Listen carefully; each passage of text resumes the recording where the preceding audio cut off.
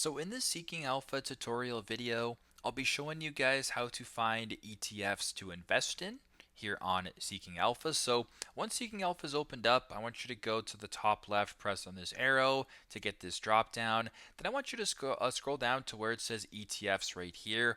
Now where it says ETFs, you can go ahead and view the top rated ETFs, the ETF strategies, the REITs and real estate ETFs, commodity ETFs, emerging market ETFs, etc. So you can go ahead and pick those ones in specific, or if you can just go to stock analysis right here and press on stock ideas, then just scroll down to where it says ETF analysis right here.